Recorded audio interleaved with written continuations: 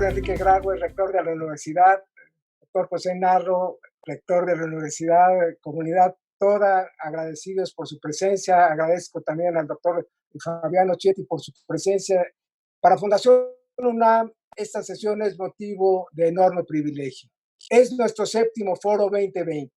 Empezamos este espacio de reflexión cuando cumplimos 20 años con el impulso y la presencia del rector Narro, que motivó a nuestro consejo a realizar un evento en el cual se pudiera contrastar la universidad de hacía 20 años con los retos que habría de enfrentar en los siguientes 20 años. Estos foros han prevalecido con el apoyo decidido del rector Graue. Cada año hemos puesto en la mesa de análisis los temas más destacados del momento al elaborar los programas, siempre de la mano de los coordinadores académicos, quienes han sugerido temas y ponentes. Con orgullo podemos mencionar que a lo largo de estos foros nos han acompañado miembros destacadísimos de nuestra comunidad universitaria. Nuestro premio Nobel, Mario Molina, comprometido impulsor del cubrebocas como parte esencial de la estrategia contra la pandemia, o nuestro consejero, Carlos Seflin, que ha contribuido decididamente en la lucha contra el virus, entre otros apoyos, con el impulso al Hospital Citibanamex, ejemplo de tratamiento a pacientes infectados por el virus. Las lecciones de la pandemia es el tema de este año. El coronavirus, microscópico como es, ha puesto en jaque al mundo, ha exhibido nuestra fragilidad y la magnitud de nuestros retos, pero está permitiendo que, como nunca quizá, destaquen los valores universitarios, en particular los de la UNAM. El valor de la humildad para reconocer lo mucho que tenemos que aprender y la dimensión del reto que enfrentamos. El valor de la investigación para darle la cara, explorando alternativas terapéuticas, conductuales, incluyendo la elaboración de una vacuna. El valor de la credibilidad que tiene la universidad para dar respuestas a una sociedad lastimada e incrédula, que no acierta a entender qué debe hacerse en medio de la confusión y que en muchos casos desconfía de su manejo público. El valor de la innovación al hacer de la comunicación a distancia un instrumento que abre rutas al porvenir y que impulsa una estrategia de la que ya no podremos prescindir, el de la inclusión social, al proponer programas que atenúen la desigualdad como el dona una tablet para que nadie que lo requiera se quede sin este apoyo ya insustituible para avanzar en el conocimiento. El valor de la protección a su comunidad a través del diseño de programas específicos como el Dona un Kit para que nuestros residentes de medicina y enfermería enfrenten pertrechados los retos de su desempeño laboral. Es la UNAM la que va señalando las rutas para que la educación tan afectada por la pandemia encuentren caminos que transformen el reto en oportunidad.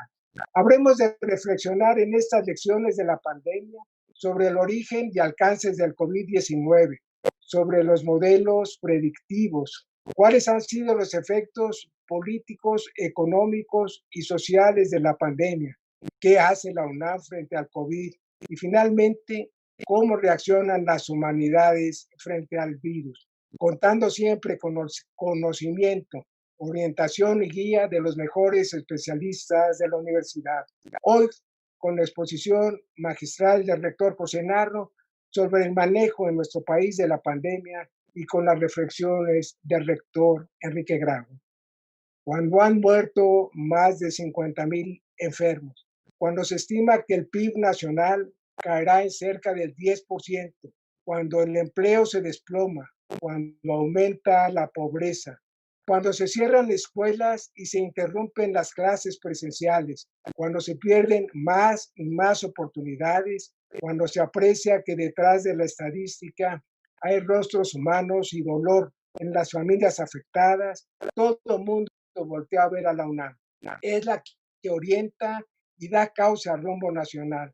Es la que da las pautas de lo que debe hacerse en México. Es, como siempre, el faro de luz que en medio de esta adversidad va iluminando. Por eso hay tanta expectación y confianza en esta edición de nuestro Foro 2020. Gracias al rector Narro por compartir su visión. Gracias al rector Graue por impulsarnos con su presencia. Gracias a los dos porque me han dado su confianza para este privilegiado desempeño en el que nos sumamos con modestia, pero con convicción a los objetivos de la universidad. Gracias a todos los coordinadores y ponentes que hacen posible la celebración de este evento. Gracias a TV UNAM y a Radio UNAM, que están atentos a difundir nuestros eventos, y gracias sobre todo a la comunidad universitaria totalmente comprometida a que nuestra universidad y nuestro país salgan adelante. Bienvenidos todos a este Foro 2020. Muchas gracias por su presencia. Muchas gracias, señor presidente de la Fundación, por convidarme a inaugurar este foro. Las tecnologías de la información dotan a uno del don de la ubicuidad, ¿no? Esta es una de las grandes virtudes que ya ha tenido finalmente todo este uso de tecnologías de la información al que nos hemos forzado a adaptarnos. Muchísimas gracias y por supuesto saludar al doctor José Narro Robles, queridísimo amigo, es rector de la universidad, ex secretario de Salud. Qué bueno, Dionisio, que lo invitaron a presentar la conferencia que inaugura este foro, este séptimo foro 2020. Gracias también a Fabián García Nocetti, que nos acompaña hoy como presentador. Es a través de los consejos académicos de área en donde se ha apoyado la Fundación UNAM para la realización de los foros, de los distintos foros que desde el 2014 se vienen realizando. Déjenme saludarlos a todos ustedes y en forma muy particular, porque sé que está por ahí, que no la alcanzo a ver, a la química Berta Guadalupe, que está con nosotros, nuestra secretaria general del APA UNAM, que hace favor de seguir todas las actividades de Fundación UNAM. Este es un foro muy importante. No podía ser distinto. Hay un momento de evaluación y de proyección a un futuro. Y en el caso de este año, del 2020, era obligado hablar de la pandemia del COVID-19. Sus efectos en la salud, en la economía, en lo social y en lo emocional han sido claramente descritos ya por el señor presidente de la Fundación y estaremos viendo las ponencias a lo largo de las distintas sesiones en relación a estos temas. Son todas estas expresiones hechas con la libertad a la que estamos acostumbrados, producto de las consideraciones individuales o bien de consideraciones colectivas, y estoy cierto de que todas ellas están para abonar a un mejor futuro de nuestra nación. Muchísimas gracias y mil felicidades por este nuevo foro del 2020. Muchas gracias, señor presidente.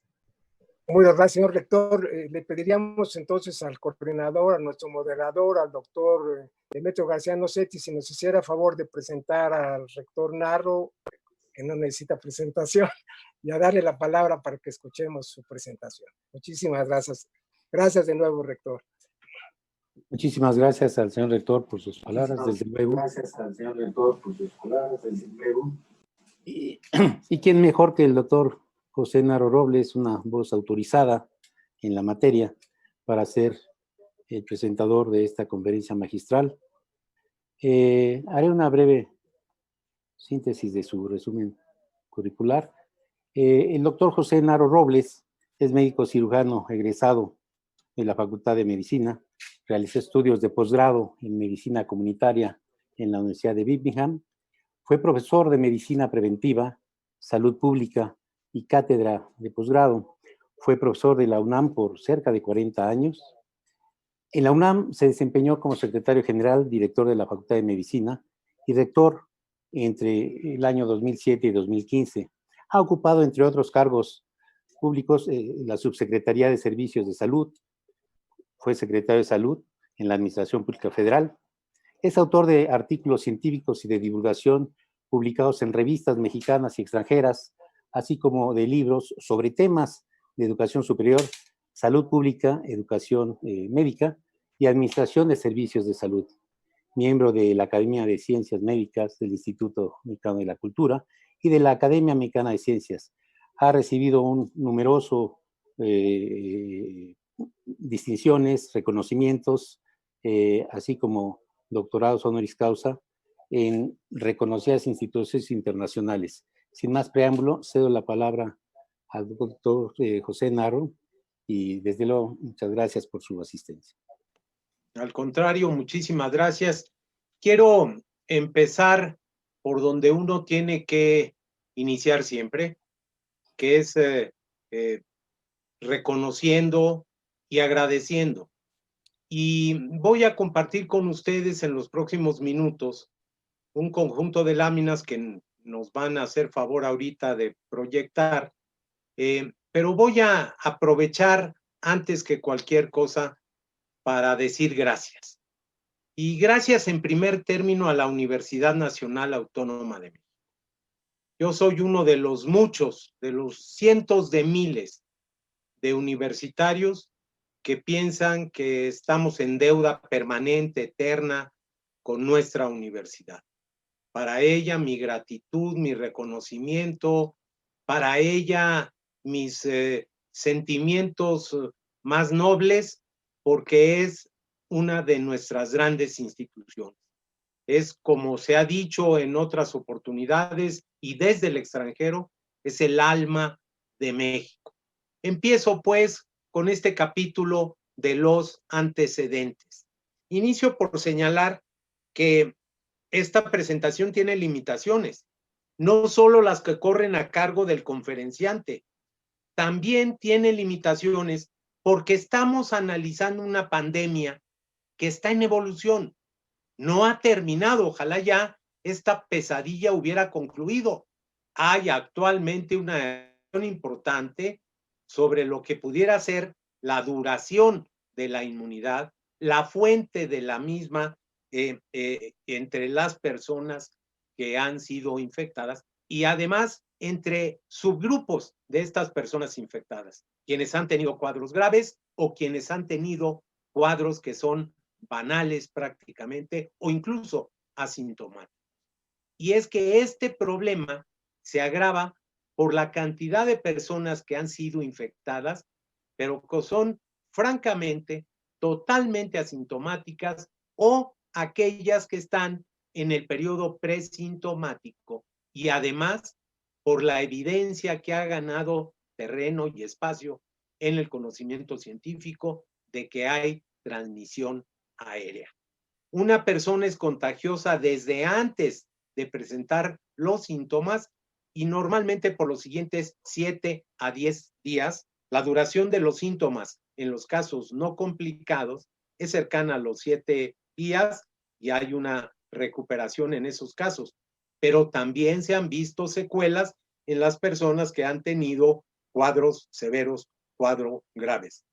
Porque esa existencia de entre 30 y 40%, según algunos estudios de casos asintomáticos, se combina con la presencia de cuadros realmente muy severos que en unos cuantos días, casi en horas, conducen a la persona incluso a la muerte.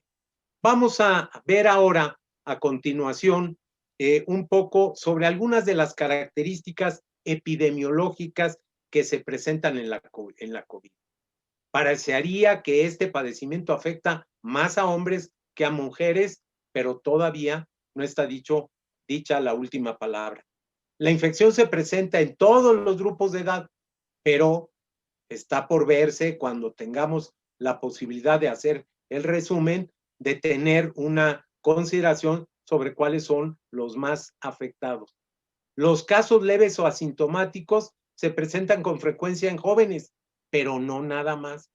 Y la mortalidad es mucho más alta en adultos mayores y en personas con enfermedades como la diabetes, como la insuficiencia respiratoria, el EPOC, las bronquitis crónicas, como personas que tienen sobrepeso, obesidad, insuficiencia renal, etcétera, cáncer, SIDA, pero también ataca a personas jóvenes que previamente gozaban de total salud.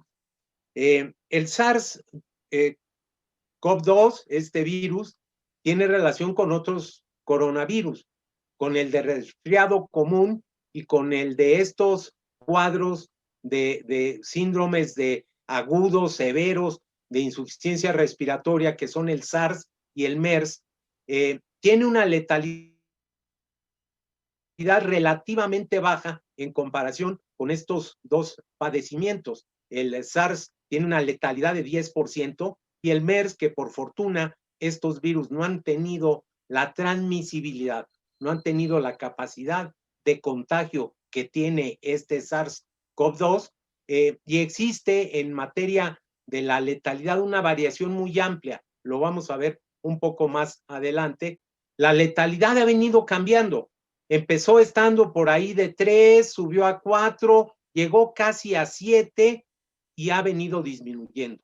En la actualidad, 3.7%, pero si uno hace la estimación solo de los últimos 30 días, 2.3%. Hace 3 meses, 6.9%, el triple de la de hace 30 días o de 30 días para acá. Solo 66 países en el mundo, hay 215 países o territorios que han reportado casos de COVID, prácticamente todo el mundo. 66 tienen menos de 1,000 casos y 46 reportan tener más de 50,000. Vamos a ver ahorita en la siguiente lámina cómo hay varios países, ya 3, que reportan cifras de millones de personas infectadas. Estados Unidos 5, Brasil 3, la India más de 2, Rusia casi 900,000, Sudáfrica 570,000. Y por el lado de las defunciones, Estados Unidos también está a la cabeza con 161,000 muertes por COVID, Brasil con 100,000, México en tercer sitio con 52,000, el Reino Unido con 47,000 y la India en cuarto lugar y subiendo rápidamente en 44,000. Uno se lleva la sorpresa de que el país que tiene en este momento todavía la mortalidad más alta es Bélgica. Esta es una tasa, es el número de defunciones entre la población y dada por 100,000 habitantes. Bélgica tiene 86 por 100,000. Reino Unido casi 70, Perú 64 y después le sigue España, Italia y Suecia. Esos son los 6 países con la mortalidad más alta. Va a cambiar, ha venido cambiando, se va ajustando porque las condiciones se han ido transformando. Nosotros debemos estar en el lugar número 11, 10, 11 o 12, por ahí así. Hay países que ya no han tenido transmisión y esto también es alentador. Sin embargo, van a ver ustedes las características que tienen estos países. Solo hay 15 países en el mundo que tienen 2 o más semanas sin registrar un caso de COVID-19. 7 de ellos pertenecen a nuestra región, la de las Américas. 4 a Europa, 2 a África y 2 a la región del Pacífico Occidental. 10 naciones de estas 15 son islas y son pequeñas islas con poblaciones realmente muy acotadas. Los otros 5 son países continentales, pero de estos solo 3 tienen población de más de 100,000 habitantes y son Tanzania, que es un país grande, 58 millones, Laos, que tiene más de 7 millones, y Mauritania con 4,5 millones de habitantes. 2 de ellos de África, Tanzania y Mauritania, y Laos de la región del Pacífico Occidental. También hay países que tienen 200 casos o más que no han presentado defunciones. Ahí están señaladas. Mongolia con 293 casos, Eritrea con 282, 293, 282, Camboya 243, las Islas Faroe con 241 casos registrados. Y un total de 23 países hasta el 8 de agosto, hace 3 días, no habían reportado ninguna defunción, pero también es verdad que habían tenido muy pocos casos. Se trata de una pandemia explosiva. Apenas en marzo, el 11 de marzo, la Organización Mundial de la Salud declaró que había una pandemia, que COVID-19, esta enfermedad, era una pandemia, que había que tomar todas las precauciones del caso, ya estaba prácticamente en todos los continentes. Los primeros 3 millones de casos se acumularon luego de un poco más de 100 días. Los segundos tomaron 23. Para los terceros, solo requirieron un poco más de 3 semanas. Y los últimos 3 millones de casos se reunieron en 13 días. Esto simplemente nos habla de la magnitud y la explosividad que ha tenido esta epidemia. Desde hace algunas semanas, el epicentro de la misma ha sido la región de las Américas. El 54% de los casos, el 53% de las defunciones del mundo se han reportado en nuestra región, la región de las Américas. Más de la mitad de los casos, más de la mitad de las defunciones. Estados Unidos, Brasil y México concentran más del 80% de casos y de defunciones. Y también es verdad que ha sido principalmente Brasil y México, pero el aporte de nuestro país, particularmente en el tercer lugar de las defunciones, con más de 53,000, pues es importante. ¿Qué pasa en nuestro país? Voy a tomar un poquito de tiempo para hablar del caso de México. Y empiezo recordándoles a ustedes que a finales de febrero se reportaron los primeros casos, que las defunciones igualmente se reportaron 3 semanas después, a partir del 20 de marzo, y que 5 meses después de eso, COVID-19 es ya la 4ª causa de muerte en el país. Y se ve muy difícil que pudiera ser desplazada por alguna de las que le siguen. Lo que es más probable es que siga ascendiendo en ese poco afortunado podio de las causas de muerte de nuestro país. Hasta el día de ayer por la noche se habían reportado oficialmente 485,836 casos y 53,003 defunciones. Desde que se domó, comillas, la epidemia o se aplanó la curva, se ha registrado más del 97% de los casos y de las defunciones. Y a partir de que inició la nueva normalidad, en ambos indicadores se supera el 81%. Hay mucha discusión. La ha habido a lo largo de estos meses porque el sistema que se tiene, que se sigue de vigilancia epidemiológica, es a partir de unidades centinela. Es un método bueno para estimar enfermedades de las que tenemos información previa. Por ejemplo, la influenza. Con la epidemia que tuvimos, que se transformó en pandemia, en 2009, 2010, se fortaleció este sistema de unidades centinela. Pero, por supuesto, recoge solo una parte de los casos e incluso una parte de los casos graves. Por eso es que en algún momento se estimó, se dijo que la cifra había que multiplicarla por 8.3 o incluso hasta por 30. Si esto fuera así, entonces tendríamos que reconocer que la cifra de personas infectadas en nuestro país sería probablemente de entre 4 y 14 millones y medio de personas que hayan sido contagiadas. Ahora, si utilizamos alguno de los esquemas predictores como este de COVID-19 projections.com, se calcula ahí que la cifra podría estar entre 10 y entre 19 millones de personas infectadas.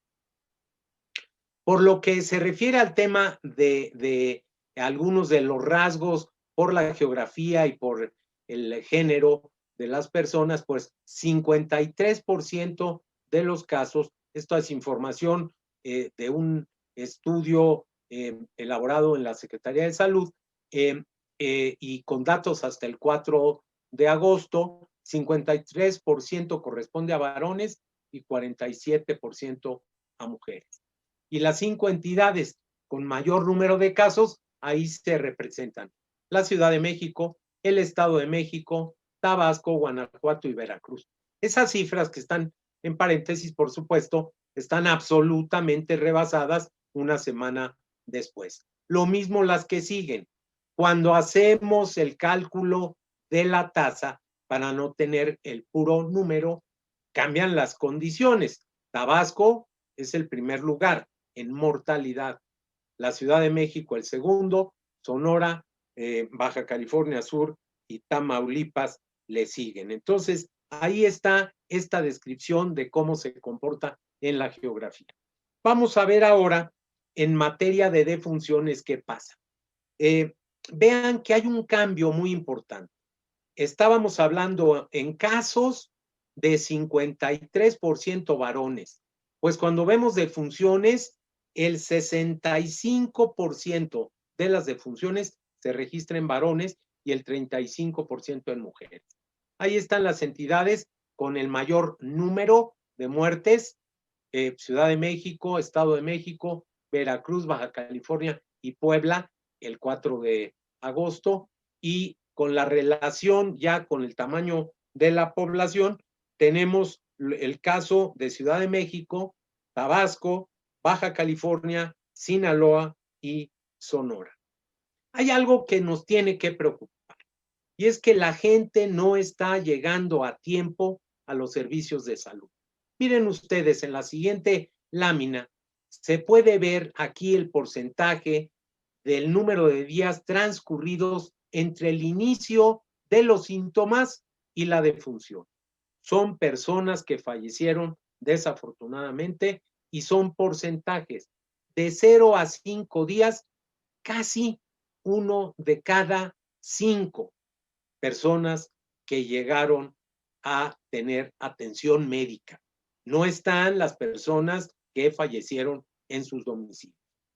Entre el 6 y el 10%, el 31%. Esto es, la mitad de los casos, la mitad de las defunciones se registran con un inicio de síntomas y el fallecimiento de un periodo máximo de 10 días. Y son relativamente pocos, una cuarta parte, los que tienen 16 o más días de transcurso de su enfermedad hasta desafortunadamente terminar en la muerte. Lo mismo pasa con el ingreso hospitalario. Aquí lo estamos viendo, el número de días transcurridos en el ingreso al hospital y la defunción. Ahí está también en porcentajes, y lo mismo, pueden ver ustedes que una tercera parte de la población tiene 3 días o menos de haber sido hospitalizado cuando fallecen. Llega tarde nuestra gente a los servicios de hospitalización, llega en condiciones muy graves y entonces es relativamente poco lo que se puede hacer. La que sigue, por favor. Aquí igualmente, nacional e internacionalmente, con análisis técnicos, con investigación empírica de orden incluso periodístico, se ha mostrado la existencia de un subregistro sustancial y también de un exceso de defunciones originadas por otras causas. Esta es una de las particularidades de una epidemia grave, que no solo fallecen las personas que son afectadas, en este caso, por este virus, sino que personas que tienen otros padecimientos no acuden, no pueden acudir, tienen temor por ser infectados, prefieren permanecer en casa, no reciben la atención adecuada, se hacen las transformaciones de los servicios y por eso hay, entre muchas otras cosas, ese exceso de defunción.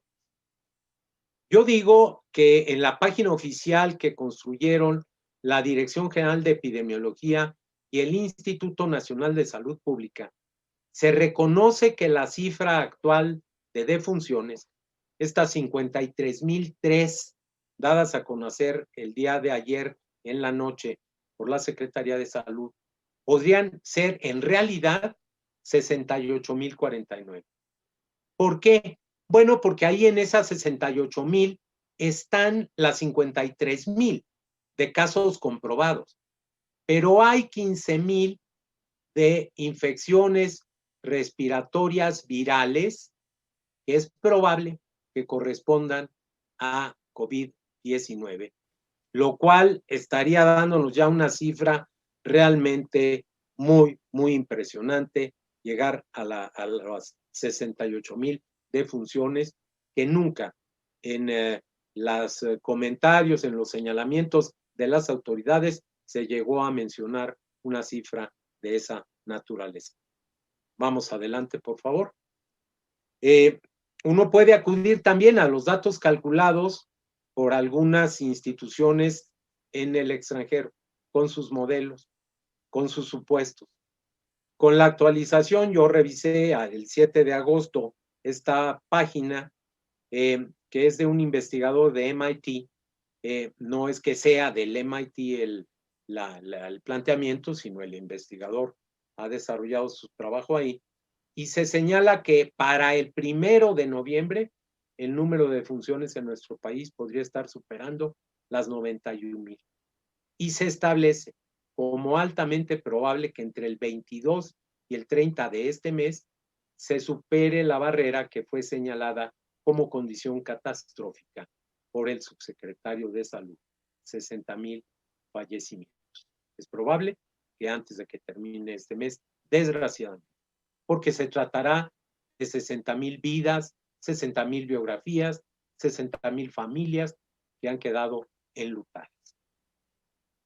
También están los datos del Institute for Health Metrics and Evaluation de la Universidad de Washington, que en la siguiente página la podemos ver, y en donde se calcula que también para el 1 de noviembre la cifra de defunciones habrá superado las 97,000.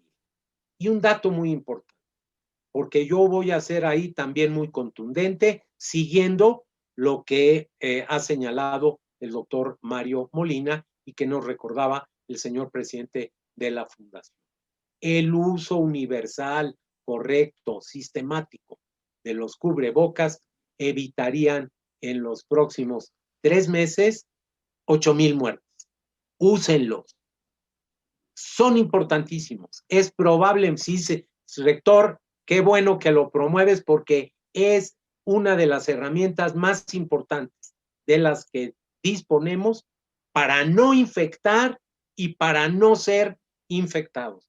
Y si eso lo combinamos con la distancia física pertinente, con la disminución de la movilidad y con la higiene y la ventilación de los espacios cerrados, tenemos un altísimo grado de posibilidad de vencer esta epidemia. Vamos a continuar y a pasar a hacer algunas comparaciones. Dijo el señor presidente, y tiene razón, las comparaciones a veces son odiosas, pero en epidemiología son importantes. Son importantes para detectar sitios donde algo se hace o algo pasa, que las cosas están bien, están mejor.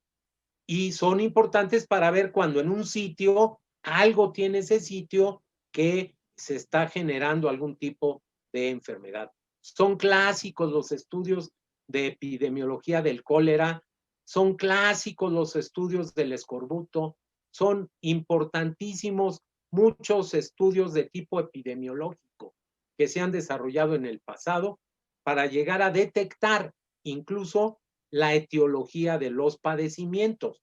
No digo incluso, esa es una de las tareas o funciones primordiales de la epidemiología. Pero también para evaluar servicios de salud, para evaluar programas, para evaluar estrategias.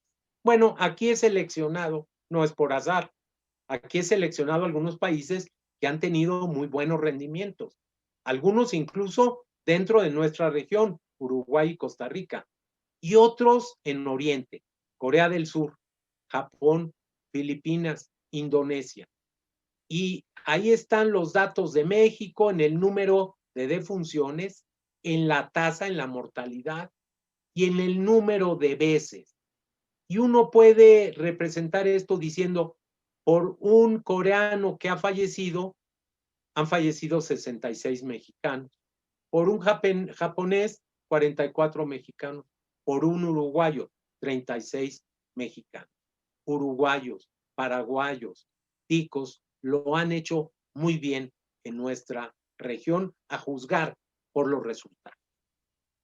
Aquí están otra forma de hacer la comparación. Efectivamente, la tasa, la mortalidad de México es inferior a la de Francia.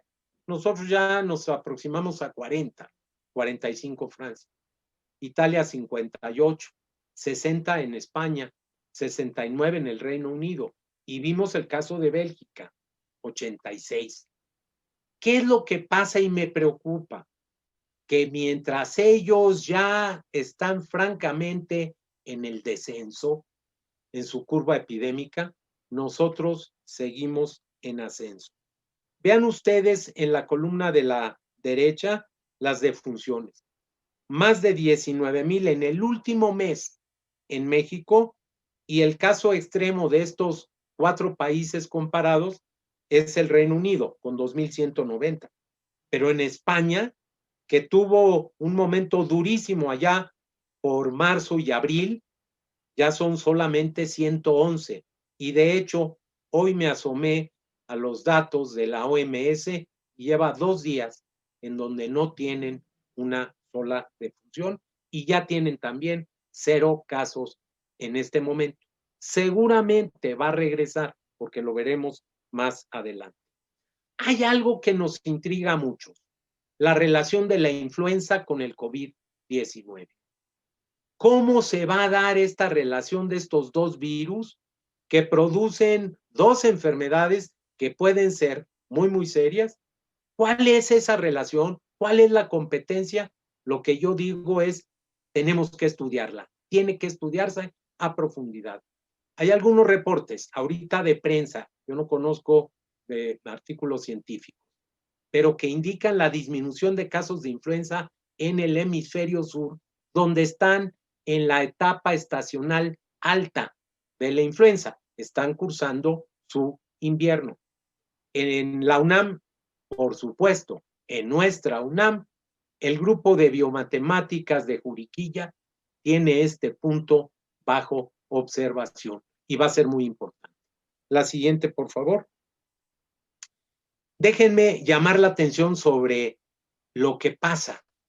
2 hechos interesantes: la vigilancia epidemiológica de la influenza. La influenza se puede confundir, por supuesto, con COVID.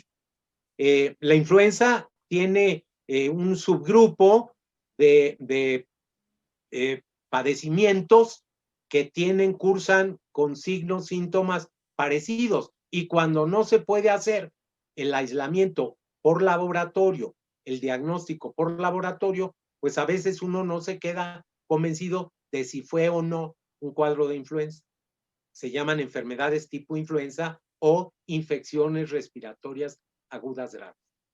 De la semana epidemiológica 1 a la 32, de los últimos días de diciembre del año pasado, no me acuerdo si es 28, 29 de diciembre, al sábado último, domingo, sábado de la semana pasada, la semana 32, se han registrado en el país, se han notificado casi 490,000 enfermedades tipo influenza o infecciones respiratorias agudas graves. El promedio para los 3 años previos, en esta etapa, semanas 1 a la 32, apenas sobrepasa los 50,000 casos. Más de 9 veces y media, más de 9 veces y media la cifra. Pasa algo ahí. Y 2, los casos en el periodo interestacional. la influenza interestacional corre de la semana 21 y hasta la 39. Ya vamos muy avanzados, estamos próximos, estamos a un par de meses de que arranque la etapa estacional de la influenza. Bueno, pues solo se han notificado 2 casos de influenza cuando el promedio de los últimos 3 años es 420. ¿Qué quiere decir esto? Para mí, 2 cosas. Que en las ETIs y en las IRACs de 2020 están cientos de miles de casos de COVID. Yo no tengo duda, lo he venido insistiendo desde el mes de abril que le he dado seguimiento a esto. Y 2, es muy interesante que pudiera haber una competencia que saque de circulación al virus de la influenza. Uno de nuestros grandes clínicos y conocedores de las infecciones virales respiratorias, el doctor Macías, me decía que efectivamente en el consultorio se están viendo pocos casos.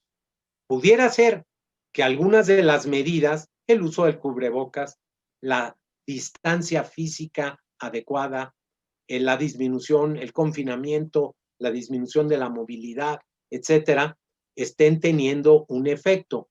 Ojalá no tengamos algo que sea una potencialización. Ojalá que se neutralicen entre estas 2 condiciones. Habrá que verlo, habrá que estudiarlo. Pasamos ahora, por favor, a ver un poco sobre la gestión de la epidemia. ¿Qué hace diferente a la COVID y por qué tendríamos que haber tenido un comportamiento distinto? Bueno, para empezar, porque como ya lo dije, es una enfermedad causada por un virus que era desconocido.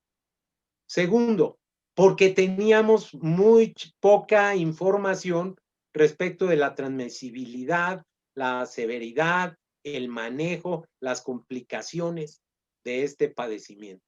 Tercero, por lo que ya señalé también, la presencia de pacientes asintomáticos que además contrasta brutalmente con la existencia de casos mortales de muy corta evolución.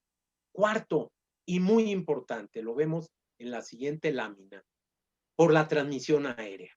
Hay una enorme diferencia en esta capacidad. ¿Por qué?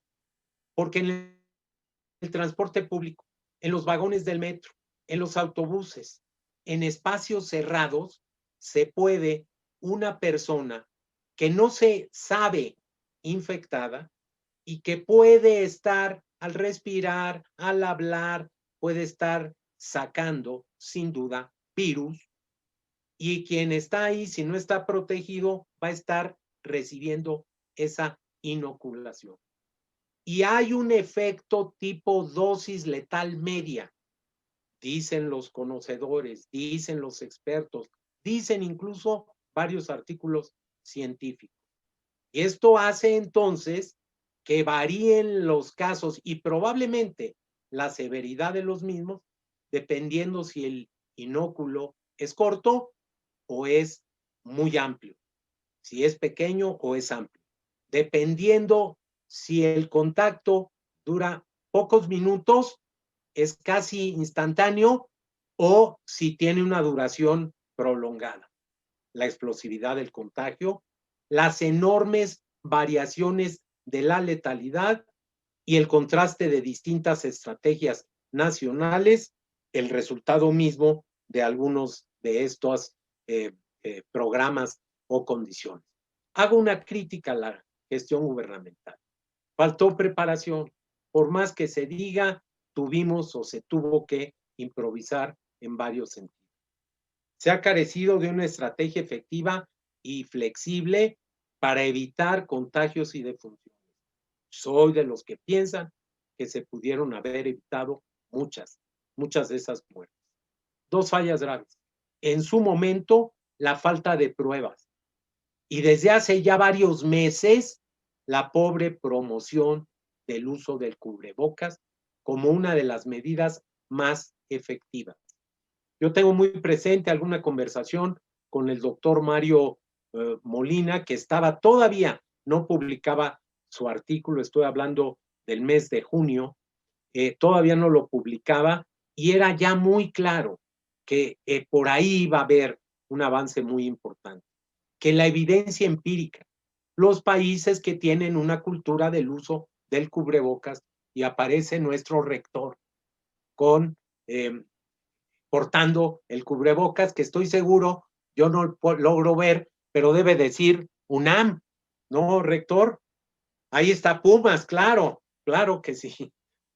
Bueno, pues la información ha sido incompleta, ha sido poco oportuna, ha estado alejada de la realidad y a veces ha habido mucha resistencia para reconocerlo. El sistema Centinela no es un sistema que busque el 100% de los casos. Es más, diciéndolo con toda claridad, no hay un país que pueda identificar al 100% de los casos e incluso de las defunciones.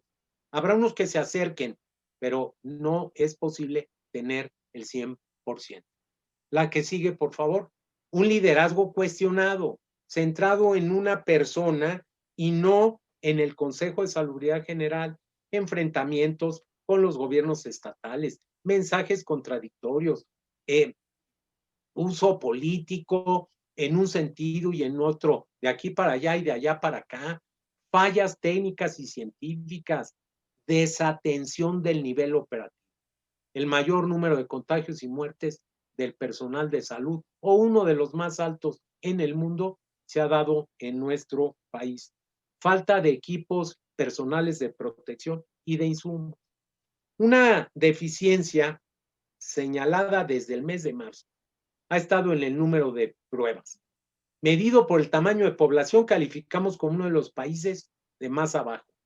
Pero también medido, y como dice la doctora Jiménez, por el índice de positividad, casi 50% en nuestro caso, nos señalan que no se están haciendo el número de pruebas que se requieren hacer y que no tenemos un conocimiento cercano a la realidad de cuál es esa dimensión y cómo va la estrategia que se esté siguiendo. De aquí, pues surgen muchas de las fallas de los modelos predictivos. Si no se le inyecta la información pertinente, pues el modelo no va a dar una buena respuesta. Entonces ahí están algunos de los señalamientos, tomando la epidemia y aplanando la curva el 28 de abril, en fin. El tema de la reapertura social y económica, que debió haberse hecho en la fase descendente de la epidemia. Y que desafortunadamente no se hizo así y que ha continuado. Estamos llegando, soy de los que piensan ya a un punto en donde va a empezar a estabilizarse e idealmente después a descender, pero tendremos que fortalecer la participación de la sociedad. Tendremos que tener otros mecanismos. En el hospital que se hacía referencia en el espacio de City Banamex, al que hacía referencia el licenciado Meade, se están teniendo no nada más ahí, sino como parte de la estrategia del grupo, modelos de revisión, de triaje, que están resultando atractivos, interesantes y menos costosos que la búsqueda con pruebas a estas alturas, con cientos y miles y decenas de miles de personas infectadas, las pruebas de PCR se vuelven complicadas. El reto es evitar muchos de los efectos colaterales y detener la transmisión, la cadena de transmisión, y buscar las mejores formas para tratar y hacer llegar a la población en el momento oportuno. Lo he dicho, lo sostengo. No se ha tenido una buena gestión. Pruebas, más de 53,000 muertes y aumentando. La comparación internacional que no resulta favorable. No contamos con la información válida, oportuna y completa.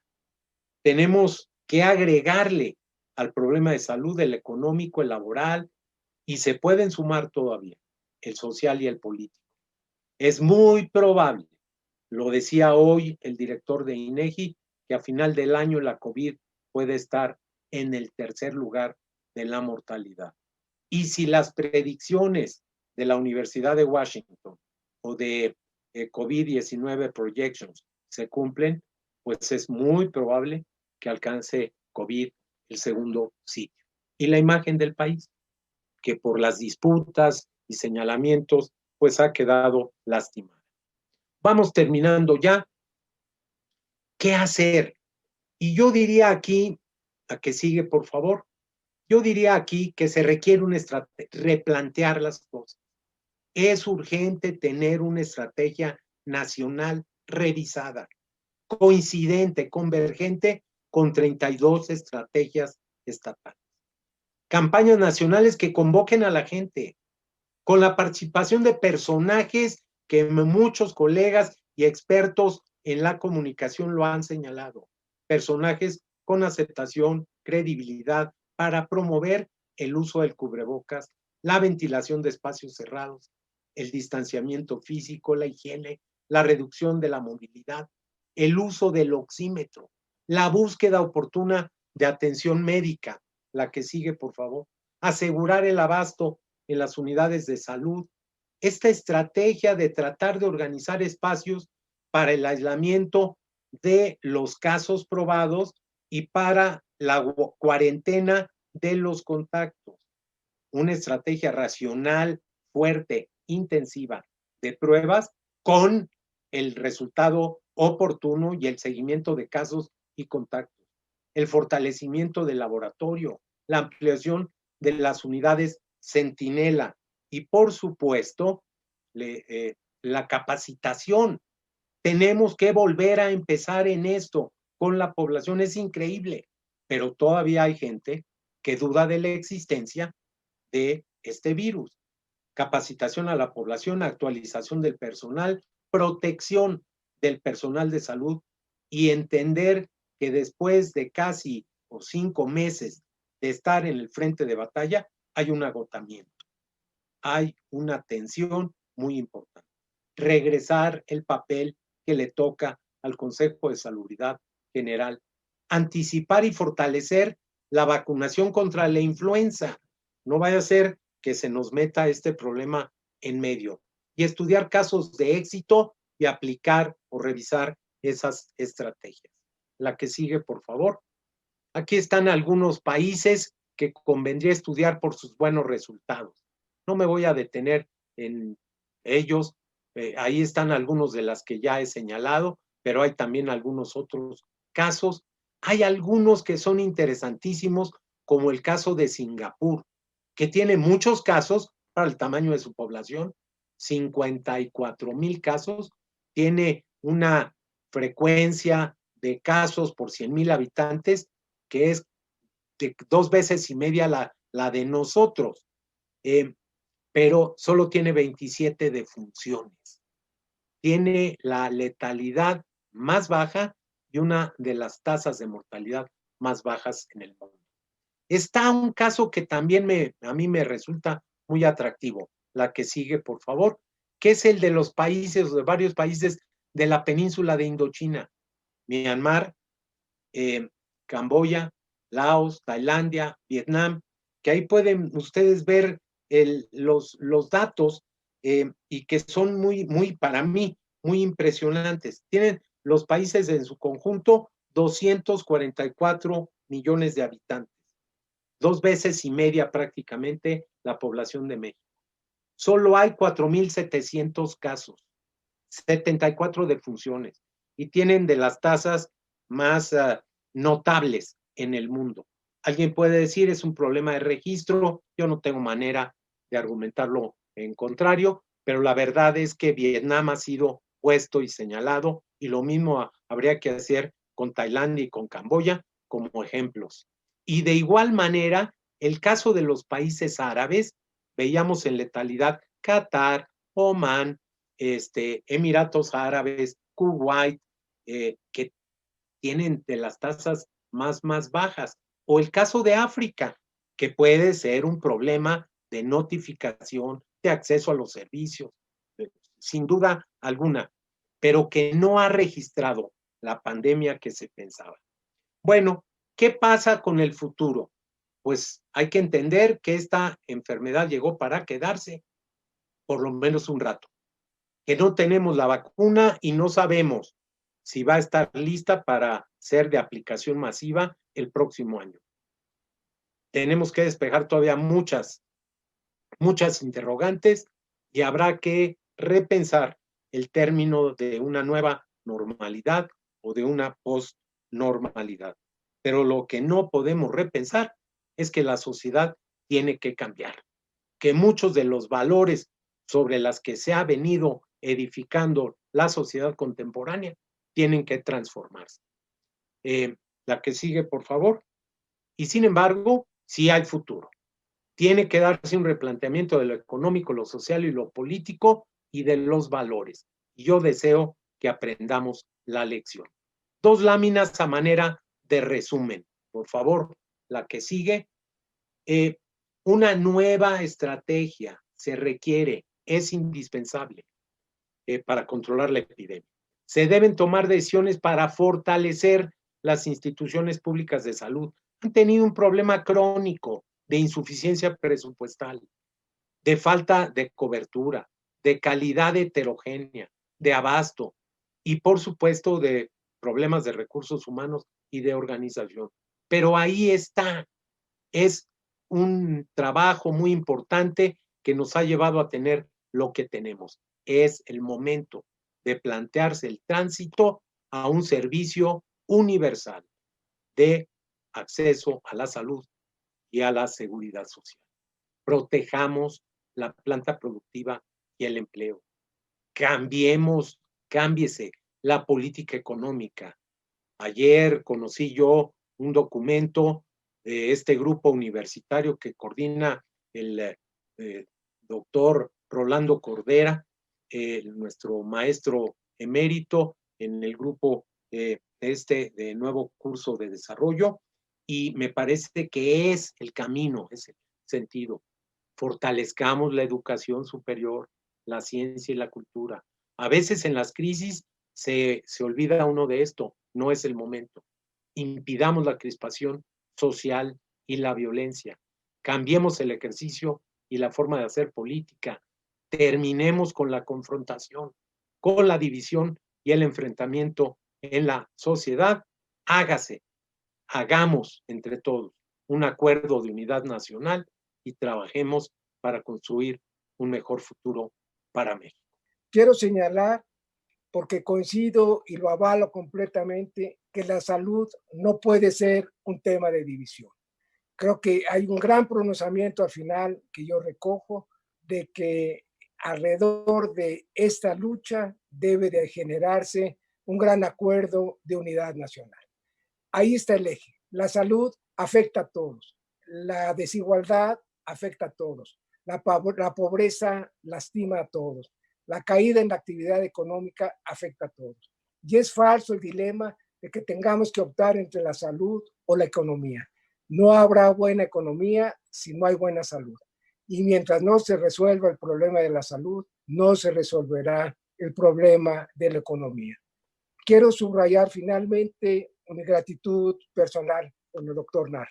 Efectivamente, él como rector me invitó a realizar el desempeño que hoy tengo, un desempeño de enorme privilegio, sin duda el privilegio honorífico más grande que tengo en mi desempeño profesional y al que he puesto todo mi empeño. Le agradezco de nuevo esa distinción que ha sido para mí un gran privilegio. Y para concluir, quiero señalar, como él mismo lo mencionó, que en mi caso también hay un cubrebocas de Fundación UNAM. Gracias de nuevo, gracias a todos.